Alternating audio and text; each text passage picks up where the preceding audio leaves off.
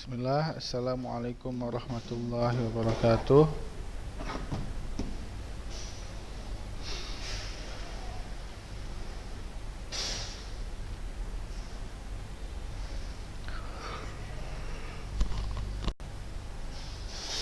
Bismillah, Alhamdulillah wassalatu wassalamu ala rasulillah wa ala alihi wa sahbihi wa man tabi'ahum bi ihsanin ila yaumiddin. Alhamdulillah, pada kesempatan kali ini kita masih bisa melanjutkan pembelajaran kita dalam pembelajaran kita kali ini, yaitu dalam pelajaran Al-Qawaid Al-Fiqhiyah, ya, yang mana kita telah sampai ya pada kaidah 25 ya, kaidah 25 ya. Ya, udah berapa orang yang udah datang? Berapa orang yang udah datang? Hah? 4 ya. Yang lain mana? Nggak ada kuota. Lihat, kita udah sampai mana kemarin? Tentang zone ini udah ya. Kaidah ke-25 udah.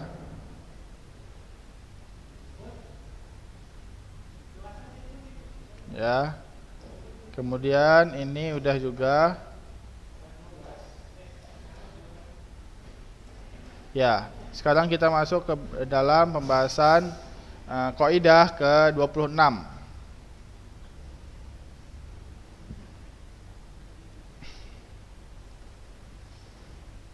Ya, wasyaku ba'dal fi'li la yu'sar. Ya, sekarang mu'alif rahimahullah berkata, wasyaku ba'dal fi'li la yu'sar wa hakadha idza syukuku taksur, ya. Ketika syak setelah kita mengerjakan suatu amalan, maka itu tidak berpengaruh, ya. Dan begitu juga ketika syaknya itu semakin banyak. Lihat, dia syak, ya. Syak itu ya itu pengertiannya tajwizu amrayni la maziyah li ahadihima alal akhar, yaitu syak ini dia itu bingung antara dua perkara, bukan bingung atau ragu antara dua perkara, dia berarti 50%, 50%. Maksudnya tidak ada yang lebih condong ke salah satunya. Jadi sama semuanya. 50%, 50%, ya. Tidak seperti zon. Kalau zon ini dia lebih condong kepada kebenaran, ya. Itu dia zon, ya. Adapun syak ini dia sama 50%, 50%, ya. Maka itu ba'dal faraghi minal ibadah la yu'sar, ya. Setelah mengerjakan ibadah maka dia la yu'sar, ya. Ketika kita syak setelah kita mengerjakan ibadah, maka itu tidak berpengaruh. Ketika kita udah sholat, habis itu setelah sholat kita syak, kita ini tadi sudah buang air apa belum? Ya, sudah buang air apa belum? Ya, maksudnya sebelum sholat kita udah sholat nih, kemudian setelah sholat kita syak, ada syak di situ, kita ragu, kita ini sebelum sholat tadi kita udah pipis dulu atau belum, maka ini tidak berpengaruh syaknya, ya. Misal zalik, contohnya, sholat insanu summa ba'dal faraghi minas sholati syakka, ya, hal annahu sholla salasan au arba'an, ya. Fa inna hadza syak la yu'sar, ya, la yu'sar. Ya, ketika seorang sholat kemudian dia ragu, dia ini udah sholat 3 rakaat apa 4 rakaat, maka ketika syak ini terjadi setelah sholat, maka dia tidak berpengaruh, ya, tidak berpengaruh. Wa kadzalika ba'dal faraghi minat tawafi idza syakka. Begitu juga ketika orang tawaf, ya, setelah udah selesai tawafnya dia baru ragu, baru syak dia. Hal annahu tawafa, apakah dia tawafnya 6 saja atau udah 7? Maka syaknya setelah selesai tawaf ini dia tidak berpengaruh, Ya, harus digarisbawahi ketika syaknya ini muncul setelah tawaf ya, bukan pada saat tawaf. Paham ya? Setelah tawaf. Maka itu tidak berpengaruh. Adapun ketika syaknya dia pada saat ibadah itu, ketika masih sholat atau masih tawaf, maka itu berpengaruh bahwa dia harus mengambil yang paling sedikit ya, atau alal yakin. Wa kadzalika idza kana syukuku katsirah ya'tarihi fi kulli ibadatin yaf'aluha fa inna dzalika la yu'sar li'anna kaunuhu yataraddad fi kulli ibadatin yaf'aluha dalilun ala anna ar-rajula indahu waswas ya, fal waswas marfu'un syar'an la athara lahu ya. Dan sekarang begitu juga ketika ragunya banyak, maksudnya setiap sholat dia ragu setelahnya, habis itu setiap ini dia ragu, padahal dia udah selesai sholat dia ragu, habis itu udah selesai tawaf dia ragu, selesai ibadah dia ragu, maka ini dia tidak dianggap ragu-ragunya. Kenapa? Karena pada hakikatnya ragu-ragunya itu adalah waswas dari syaitan, dan waswas dari syaitan itu tidak ada pengaruhnya bagi syariat sedikit pun ya. Paham ya? Ya, kaidah ini harus dipahami bahwasanya syak ini tidak berpengaruh apabila dia terjadi setelah sholat atau setelah ibadah ya. Lihat sekarang halaman 45. Au yaku wahman misla wiswasin fada likulli waswas ya, likulli waswas yaji'u bihi luka ya. Lihat di sini, ini adalah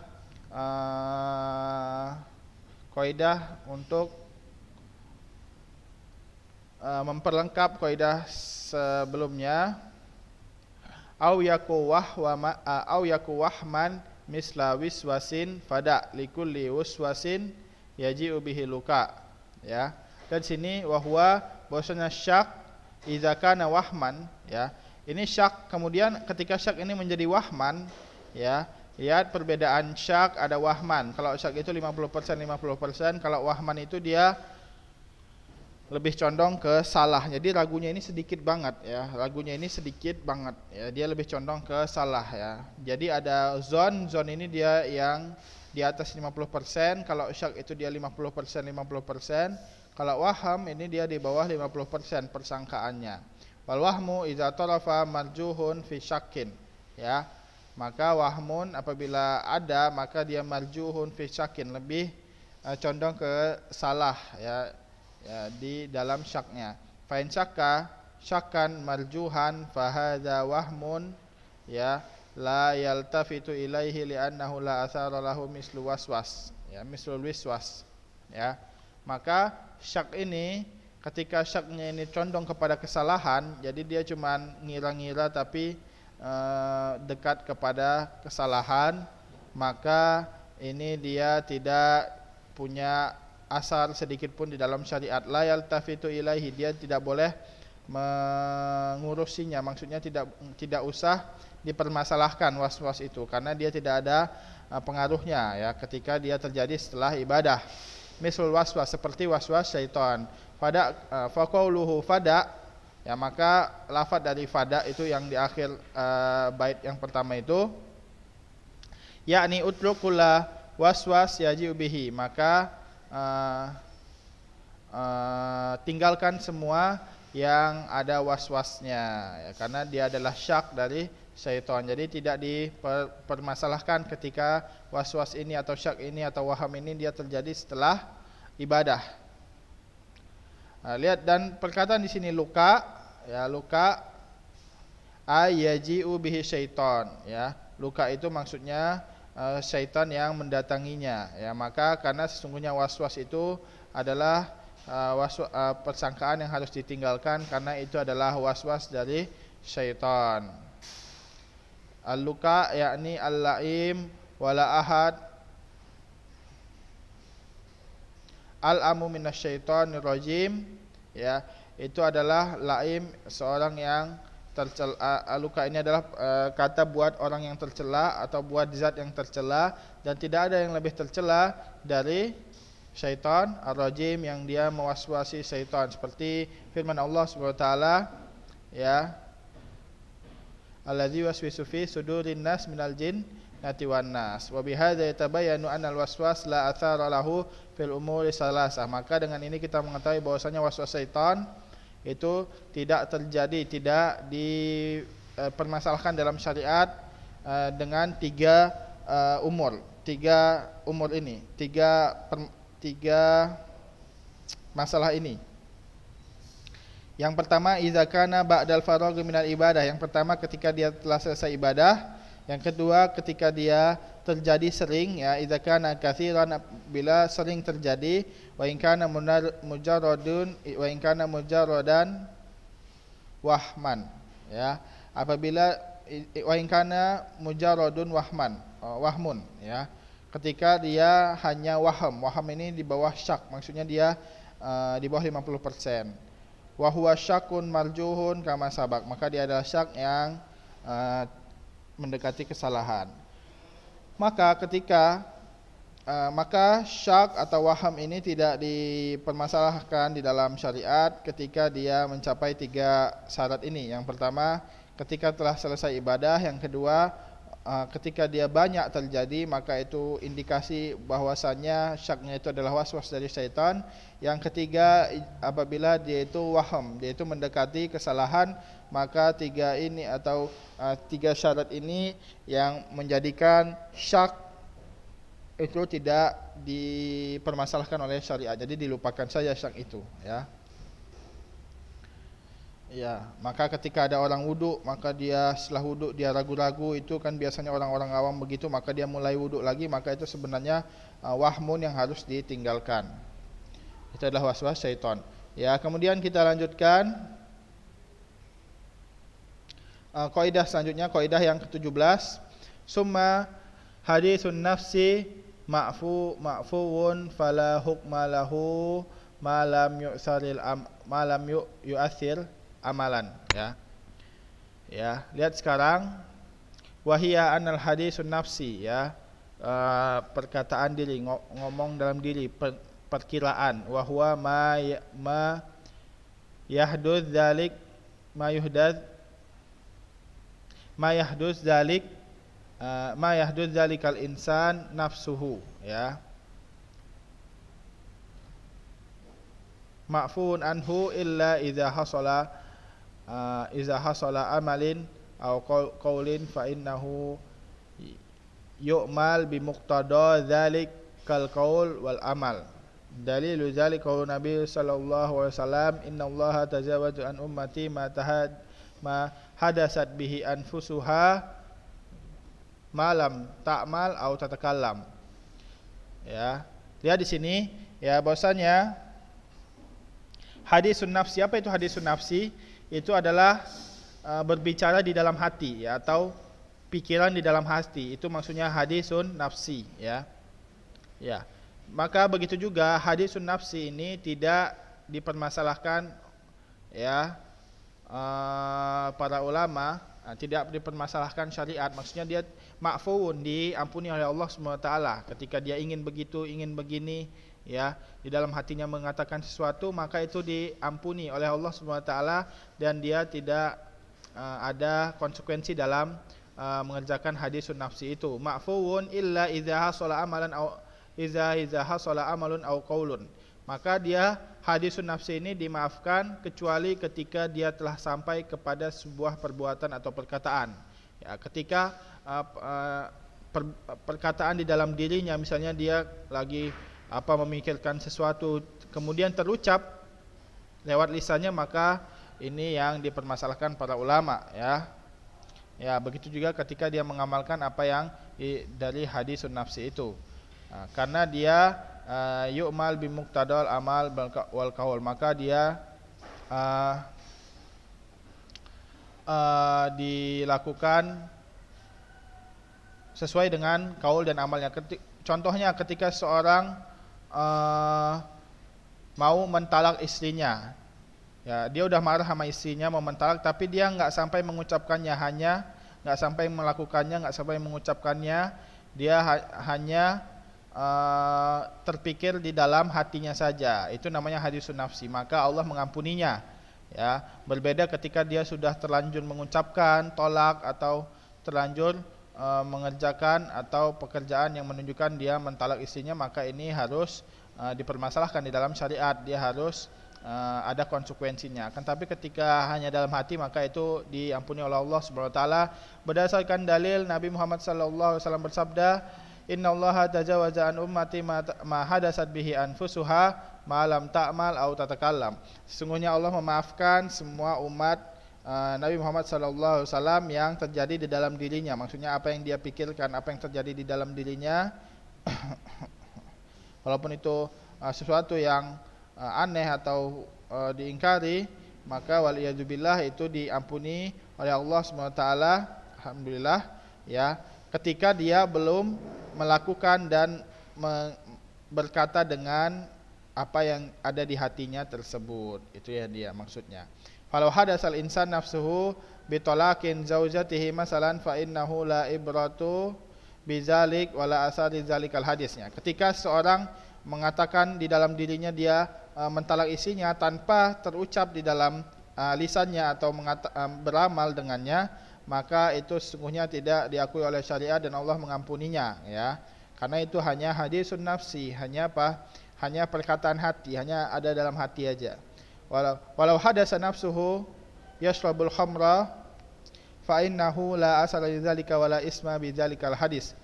Ketika dia mengatakan atau menginginkan, ketika dia hadisun nafsi ini bukan menginginkan, dia hanya berkhayal ya, dia minum khamar di dalam hatinya, maka itu tidak ada pengaruhnya di dalam syariat karena dia hanya hadisun nafsi ya. Walau hadasa nafsahu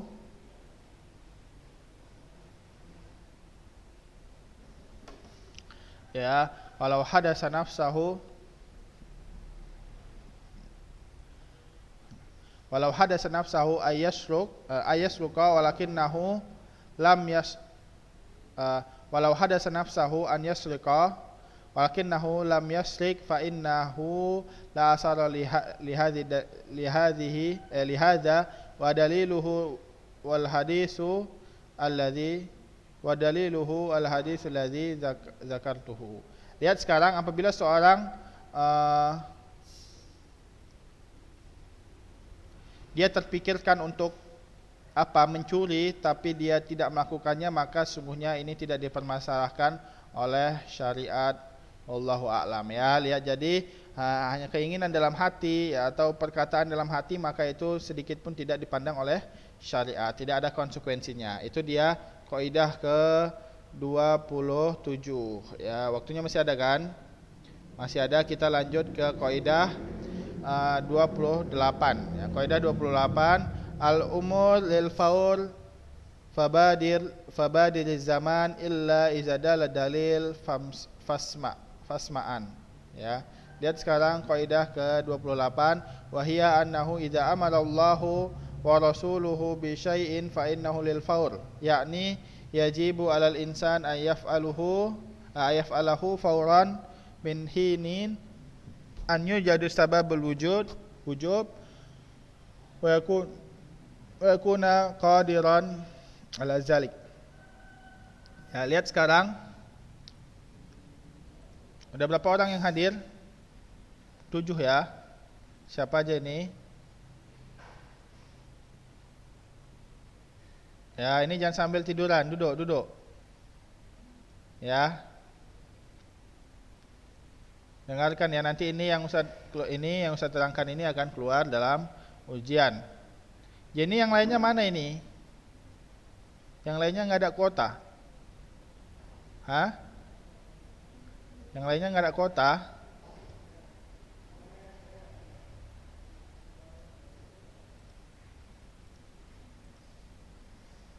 Ya, udah dicoba. Siapa yang ngomong? Akmal atau Robiah? Udah dikasih tahu ke yang lain? Udah? Di WA?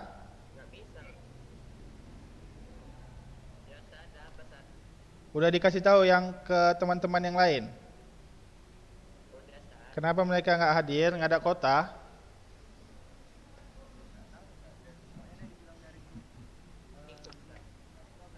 Udah dibaca sama mereka? Begitu ya. Oh ya udah. Ya udah kita lanjutkan.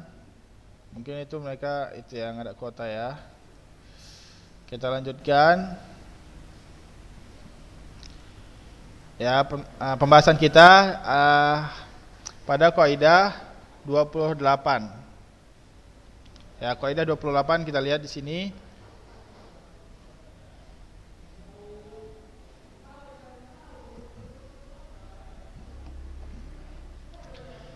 Wahia annahu idza amarallahu bi syai'in, ini sudah kita baca ya. Bahwasanya ketika ya, lihat di sini baitnya al-amru lil faur fabadir lil zaman ya. Sesungguhnya perintah itu lil faur ya, menunjukkan kepada kesegeraan. Lil faur ini maksudnya kesegeraan, fabadir lil zaman. Maka cepatlah mengerjakan perintah itu. Illa idza dalil fasma'an ya. Ya, kecuali ada dalil yang menunjukkan bahwasanya perintah itu tidak harus segera, maka itu dia sesuai dalilnya ya. Ya sekarang yaitu ketika Allah memerintahkan atau Allah dan Rasul yang memerintahkan sesuatu, maka sesungguhnya pada asalnya itu menunjukkan kepada faur ya, menunjukkan kepada faur, menunjukkan kepada kesegeraan ya. Ketika udah masuk waktu sholat, maka lebih baik dikerjakan pada awal waktu. Begitu juga ketika kita udah bisa haji, maka langsung dikerjakan, langsung daftar haji dan seterusnya, tidak ditunda-tunda ya. Karena pada asalnya perintah itu dia menunjukkan kepada kesegeraan ya. Yakni yajibu alal insan ayaf ala fauron, maka diwajibkan untuk kepada insan, untuk kepada seluruh manusia untuk mengerjakan perintah itu secara segera, fauron ya. Dari waktu di mana dia mempunyai sebab wajibnya. Ketika dia udah masuk waktu sholat, maka dia wajib, maka dia diwajibkan untuk fauron, untuk menyegerakan, dan dia mampu ya. Ketika dia tidak mampu, maka dia harus mengerjakan saat dia mampu ya. Tsumma asyara ila kaunihi al faur biqauli fabadil zaman, yakni anna zaman yamdi wa yamsi fabadil qabla ayyafuta ya. Ya di sini ya, maka kalimat faur ini di dalam lafadz fabadiru biz zaman ya, fabadir zaman maksudnya untuk bahwasanya zaman ini dia berlangsung terus berjalan ya, tanpa terhenti. Maka langsunglah melakukan ibadah yang Allah perintahkan ketika sudah masuk waktunya ya, atau sudah ada sebabnya ya, qabla ayafuta, sebelum dia selesai waktunya. Itu dia maksudnya fabadiru biz zaman. Fahaza ta'lil liqaunil amr lil faur, maka ini maksudnya menunjukkan bahwasanya semua perintah itu menunjukkan lebih baik, menunjukkan kepada kesegeraan. Amma dalil fa huwa anna Nabi sallallahu alaihi wasallam amara ashabahu amal Hudaybiyah an yahliku wa halaku walakinnahum ta'akharu ya, raja'a an yahdusalahum nakhsa faghadaba Nabi sallallahu alaihi wasallam lizalik anaskha ya. Lihat di sini ya, dalilnya ketika dalil bahwasanya sebuah perintah itu menunjukkan kesegeraan, bahwasanya dalil saat amara ashaba amal Hudaybiyah, ketika Rasulullah sallallahu alaihi wasallam ya memerintah kepada para sahabatnya pada saat Hudaybiyah ayyuhliku, untuk memangkas atau membotakkan kepala mereka, wahalaku walakinnahum ta'akharu, mereka tetap mengerjakan atau memotong rambut mereka, akan tapi mereka ta'akharu ya, memperlambat ya. Ya, ta'akharu raja'a ayyahdusa lahum an-naskhu ya.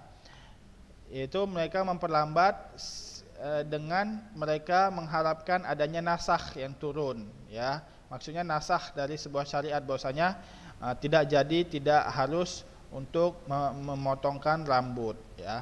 Maka faghadiba Nabi sallallahu alaihi wasallam bizalik, maka Rasulullah marah kepada mereka yang mengharapkan untuk adanya nasakh, tidak langsung mengerjakan. Itu menunjukkan bahwasanya perintah itu pada asalnya lil faur ya, pada asalnya segera mengerjakannya, wajib untuk segera mengerjakannya.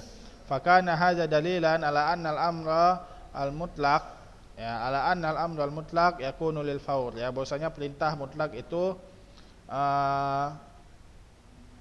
menunjukkan kepada faur. Ya.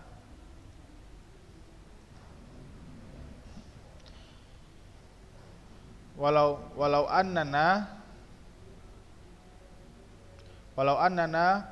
qulna yajuzu ta'khir li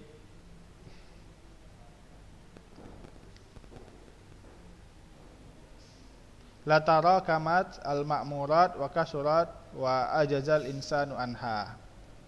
Ya. Lihat sekarang, ketika kita mengatakan bahwasanya boleh untuk mengakhir-akhirkan atau mempermudah atau mengakhir-akhirkan, maka banyak perintah-perintah yang terbengkalai ya, dan makin banyak ketidakbisaan atau kelemahan manusia dalam mengerjakannya. Maka itulah hikmah diperintahkan bahwasanya perintah itu disyariatkan, bahwasanya perintah itu menunjukkan kepada faur ya, yaitu kesegeraan. Paham ya sampai sini ya?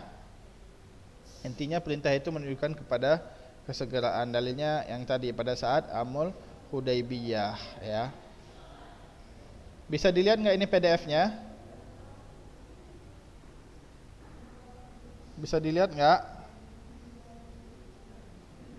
Bisa ya? Kalau di sini ada yang hilang. Lihat bentar ya.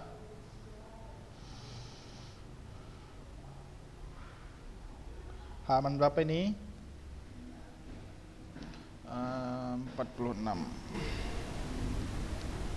Ya, lihat di sini. Ya, kita baca seterusnya. Wal amru pada kaidah, ini waktunya ada 3 menit lagi ya, cukup enggak ya?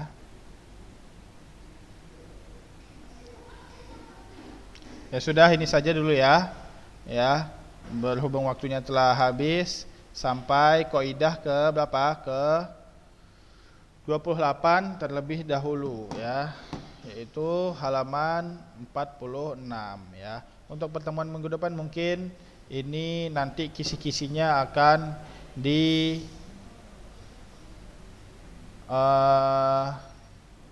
dikasih tahu pada pertemuan minggu depan setelah diberikan tugas praktek ya, ujian praktek, maka kisi-kisinya akan diberitahu ya pada pertemuan minggu depan ya.